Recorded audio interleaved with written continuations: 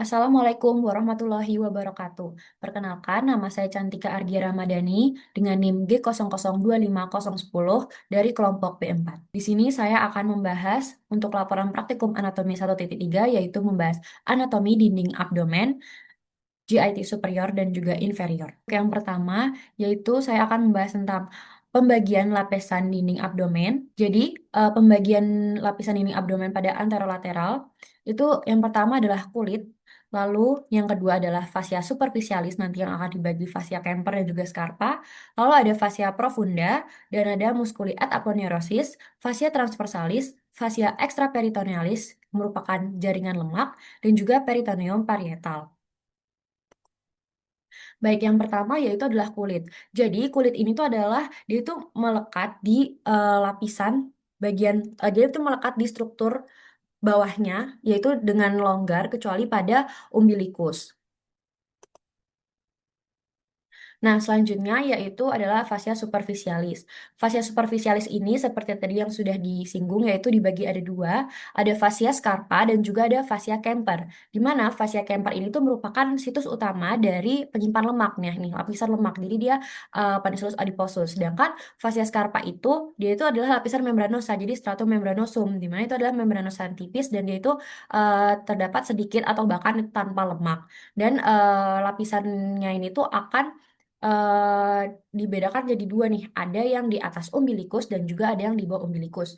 Nah, kalau yang di atas umbilikus dia itu ada yang ke arah superior yaitu namanya fascia superficialis pectoralis. Sedangkan kalau yang ke arah dorsal itu fascia superficialis dorsi. Lalu fascia superficialis ini kalau misalnya di laki-laki dia itu akan berlanjut menjadi fascia dartos yang itu isinya sabut-sabut otot polos. Sedangkan kalau di perempuan itu menjadi komponen labium majus pudenda. Nah, selanjutnya untuk fascia scarpa sendiri, dia itu akan berlanjut dengan ke skrotum menjadi namanya itu fascia dartos nih, fascia dartos kelanjutan dengan fascia dartos di skrotum. Lalu di perineum dia akan keberlanjutannya itu fascia coles, fascia coles. Sedangkan kalau yang di ke arah paha di bagian bawahnya ligamentum inguinal, dia itu akan menyatu dengan fascia lata.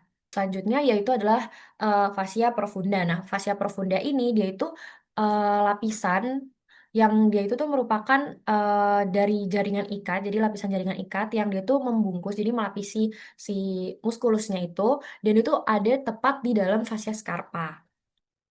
Selanjutnya yaitu adalah musculi ad aponeurosis. Jadi ada dibagi dua, ada flat muscle dan juga ada vertical muscle. Jadi kalau yang flat muscle itu ada musculus obliquus externus abdominis, lalu ada musculus obliquus internus abdominis dan musculus transversus abdominis. Di mana musculus obliquus externus ini dia akan membentuk ligamentum inguinal. Nah, selanjutnya ada juga vertical muscle. Nah, vertical muscle ini dia itu ada musculus rectus abdominis dan juga ada musculus pyramidalis. Nah, musculus rectus abdominis dan musculus pyramidalis ini tuh dibungkus oleh suatu pembungkus atau suatu vagina. Vagina itu kan pembungkus ya. Pembungkus namanya itu vagina musculi recti, di mana vagina itu adalah tadi sarung, jadi pembungkus. Dia membungkus siapa? Membungkus musculi rectus abdominis. Jadi namanya adalah vagina musculi recti. Selanjutnya adalah fascia transversalis. Jadi fascia transversalis itu merupakan keberlanjutan dari fascia profunda, di mana dia itu ada di bagian sebelah bagian dalamnya musculus transversus abdominis. Oke. Ini kan musculus transversus abdominis, jadi bagian dalamnya itu fascia transversalisnya. Di keberlanjutan dari fascia profunda. Oke, selanjutnya adalah fascia extraperitoneal atau di mana dia itu adalah isinya adalah jaringan lemak.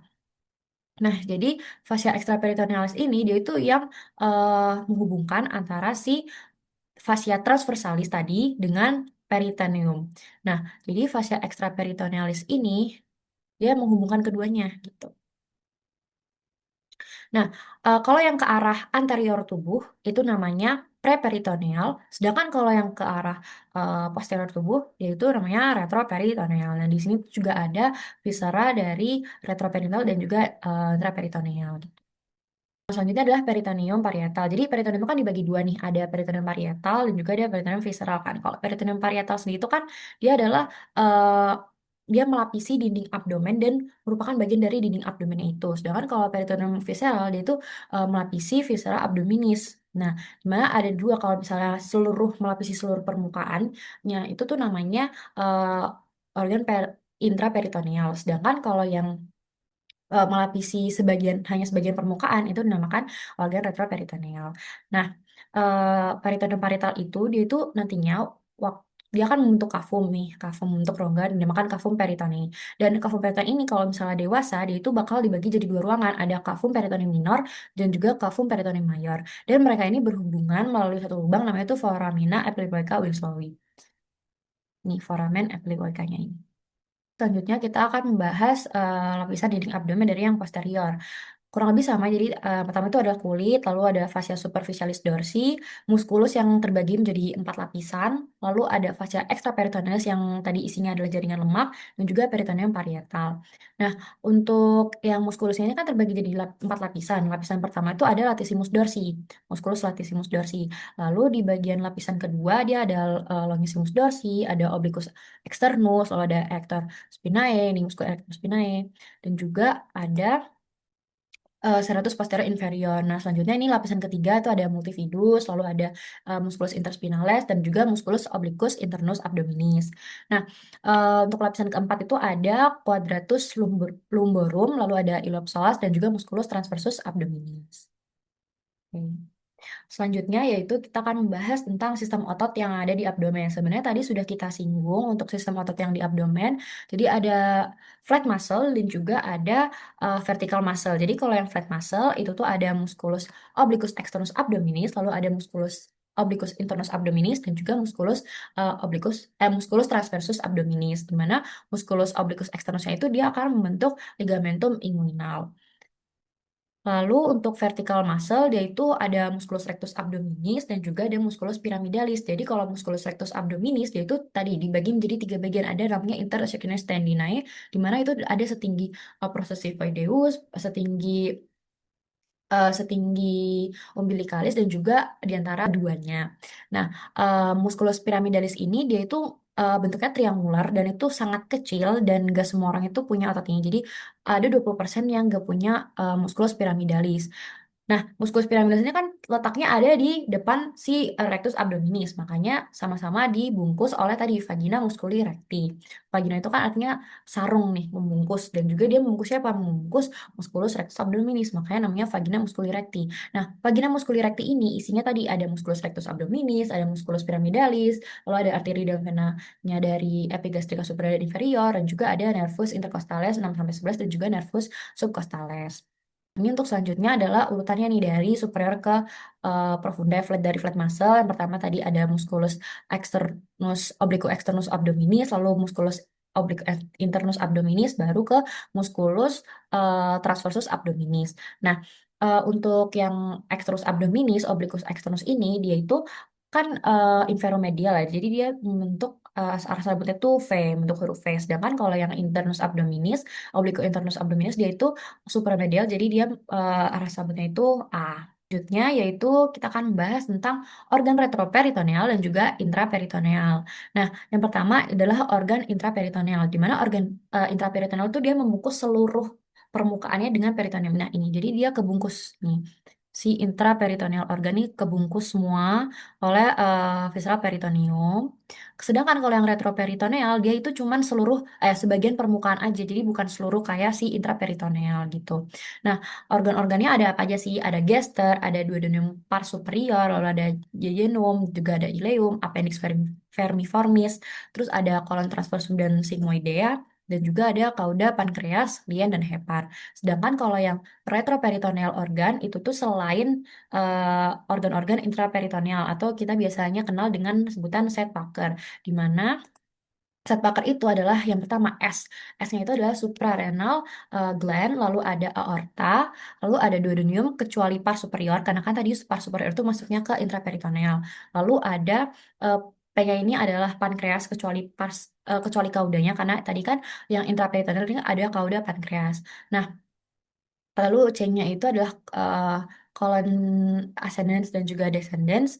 Lalu ada kidney, ada esophagus, dan juga ada rectum. Oh, maaf kalau lewat, tadi U-nya adalah ureter. Selanjutnya yaitu untuk laporan kedua kita akan membahas tentang anatomi gester beserta sphincter di gester. Yang pertama, gester itu dibagi menjadi ada pars cardianya, lalu ada fundus, corpus dan juga ada pars pyloricus, di mana dia itu ada pyloric antrum dan juga ada kanalis pyloricnya. Nah, dinding gester itu ada susunannya dari luar ke dalam. Yang pertama adalah tunica seros. Jadi tunica serosa ini tuh peritoneum visceral gester yang berefleksi menjadi omentum minus ke arah hepa dan omentum majusnya itu ke arah kolon, ileum, dan diafragma. Lalu untuk tunica muscularisnya dia dari dalam stratum longitudinum. Jadi pada regio pylorus dia itu bakal menebal menjadi ligamentum pyloricum. Lalu ada dua yaitu stratum circularum. Dia pada daerah duodenopyloricae menjadi sangat tebal membentuk musculus sphincter pyloricus. Lalu ada stratum oblik. Nah, stratum oblik ini di daerah curvatura minor jadi membentuk kanalis gastricus Waldeyer. Lalu ada tunica submukosnya dan juga tunica mukos. Letaknya dari ostiviumnya pars cardia itu tuh terletak setinggi VTH VTH 11, sedangkan kalau yang pars pylorinya dia itu setinggi FL1. Selanjutnya tadi di gester itu ada gastroesophageal sphincter atau yang kita sebut dengan LES dan juga ada musculus sphincter pylori. Jadi kalau gastroesophageal sphincter dia itu menghubungkan antara gester dengan esofagus. Sedangkan kalau yang musculus sphincter pylori dia menghubungkan dari gester ke duodenum supaya mencegah adanya reflux nantinya. Kalau yang di sini, kalau gastroesophageal gastroesophageal sphincter atau yang kita sebut dengan les tadi, dia itu supaya nanti katupnya dia bakal membuka kalau misalnya lobusnya itu supaya bisa lewat gitu. Dan juga kalau nutup kalau lobusnya itu udah lewat. Maaf, bolus udah lewat. Nah, selanjutnya kita akan membahas terkait omentumnya tadi. Ada omentum majus dan juga omentum minus. Jadi omentum minus ini dia yang berdekatan dengan kurvatura gastrika yang minor, sedangkan omentum majus ini dia yang berdekatan dengan kurvatura gastrika yang mayor. Nah, di omentum majus tuh ada ligamentum-ligamentumnya. Yang pertama ada ligamentum gastrocolical, lalu ada gastrosplenica, ada gastrosplenicum, dan juga ada splenoreneal. Nah, lalu ada di yang di omentum minus dia ada dua ligamentum. Jadi ada ligamentum gastrohepaticum dan juga ada ligamentum hepatoduodenalis di mana ligamentum hepatoduodenalis ini tuh isinya pertama ada vena porta hepatis, lalu ada arteri hepatica propria, ada plexus duodenal dan juga ada ductus coledicus. Selanjutnya yaitu adalah vaskularisasinya dari gester. Jadi gester ini yang pertama untuk arterinya ada arteri gastrika sinistra. Oh ya, gester itu kan merupakan foregut. Jadi dia itu divaskularisasi oleh cabang dari truncus coeliacus. Nah, yang pertama ada arteri gastrika sinistra di mana arteri gastrika sinistra itu berasal dari truncus coeliacus tadi dan dia itu berjalan turun ke sepanjang kurvatura minor dan dia itu memvaskularisasi kanan atas gester dan juga sepertiga esofagus. Lalu ada arteri gastrika dextra di mana dia memvaskularisasi bagian kanan bawahnya gester dan dia itu berasal dari arteri hepatica communis. Lalu ada arteri gastrika brevis, dia itu merupakan asalnya dari arteri lianalis dan dia itu berjalannya itu antara di dalam ligamentum gastrosplenicum dan dia itu memvaskularisasi fundus dari gester. Lalu ada juga arteri gastroomenthalis sinistra dan juga dextra, di mana gastroomenthalis sinistra itu tuh dia asal dari arteri lianalis juga, dan dia itu berjalan di depannya di dalam ligamentum splenolianalis dan dia itu memvaskularisasi di bagian atasnya kurvatura mayor, sedangkan kalau gastroomentalis dextra dia memvaskularisasi bagian bawah dari kurvatura mayor dan itu asal dari arteria dari arteria gastroduodenalis di mana dia itu merupakan cabang dari arteri hepatica communis. Nah, untuk venanya ada vena gastrica sinistra dan dextra yang bermuara ke vena porta hepatis dan ada vena gastrica brevis dan juga vena gastromentalis sinistra dia bermuara ke vena lianalis sedangkan vena gastromentalis dextra dia bakal bermuara ke vena mesenterica superior. Untuk selanjutnya yaitu adalah inervasi dari gester. Jadi inervasi gester itu dia diinervasi parasimpatisnya oleh nervus vagus karena dia merupakan foregut. Lalu juga ada simpatisnya itu truncus sympathicus, nervus panicus major atau majus dan juga plexus coeliacus. Dan tadi musculus sphincter pyloricus yang sempat kita bahas tadi itu mendapat impuls inhibisi relaksasi dari nervus vagus atau nervus 10. Baik, selanjutnya kita akan membahas untuk laporan ketiga, yaitu kita akan membahas letak dari appendixnya. Jadi kita akan membahas letak appendix, letak yang paling umum, dan juga cara pengukurannya, termasuk dengan titik pengukuran dan juga garis pengukurannya. Ternyata letak appendixnya itu bervariasi. Jadi ada dibagi menjadi 5 nih. Yang pertama itu ada retrokekal. Nah, retrokekal ini merupakan letak appendix yang paling umum, bentuk yang paling umumnya nih, yaitu appendix retrokekal. Lalu retrokekal ini dia itu mengarah ke jam 11. Jadi dia itu berjalan ke belakang, jadi ke belakangnya sekum, terus ke atas gitu. Jadi ke belakang sekum ke atas membentuk ke arah jam 11. Nah, retrokekal ini tadi ya adalah bentuk yang paling umumnya. Jadi kayak letak paling umum appendix gitu. Nah, selanjutnya yaitu adalah letak appendix appendix subkekalis. Jadi kalau yang subkekalis dia itu berjalan itu dari kok berjalan maaf, dia tuh dari descendants ke Kauda gitu. Subkekalis ini dari descendants ke Kauda dan dia itu membentuk arah jam 6 o'clock. Oke. Selanjutnya yaitu adalah pelvikum. Jadi kalau tadi kan retrokekali dia kan berjalannya ke arah atas. Nah, kalau pelvikum dia itu berjalannya ke arah bawah. Dia pelvikum ini berjalan ke arah bawah tuh membentuk ke jam 5 o'clock. Dan dia itu ke arah bawah, terus dia melewati psoas mayor dan juga dia bakal ujungnya ini dia itu ada di melebihi tepi dari panggul gitu. Nah, selanjutnya yaitu yang ke sebelah kiri nih. Nah, yang ke sebelah kiri ternyata kita bagi menjadi ada dua.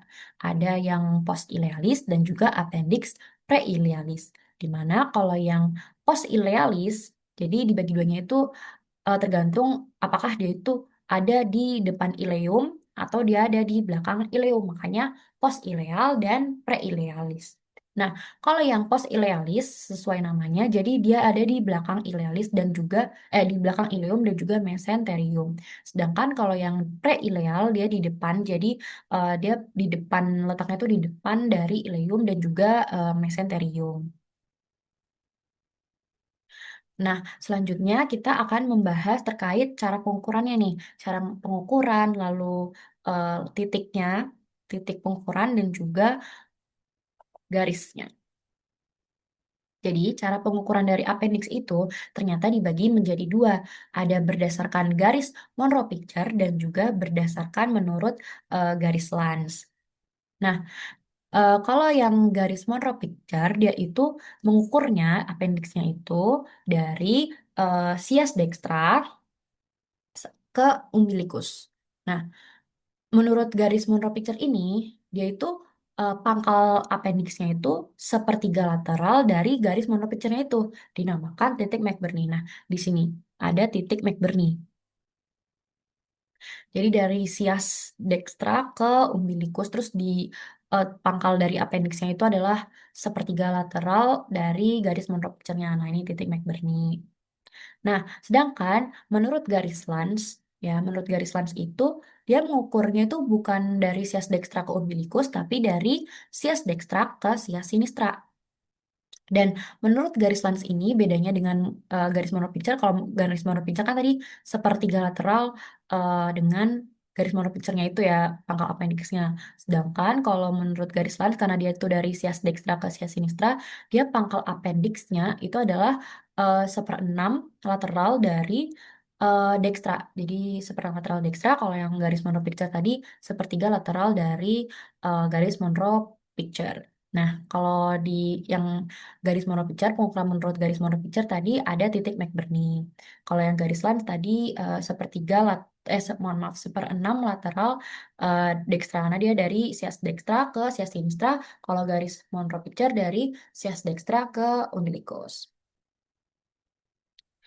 Jadi itu tadi cara pengukuran dari appendix ya dibagi menjadi dua, ada monopicture dan juga garis lans. Di monopicture tadi ada titik McBurney. Untuk bentuk paling umumnya tadi adalah appendix retrokekal. Itu tadi laporan praktikum anatomi 1.3 yang membahas tentang lapisan dinding abdomen, lalu GIT superior dan juga inferior. Terima kasih, mohon maaf apabila ada kesalahan. Wassalamualaikum warahmatullahi wabarakatuh.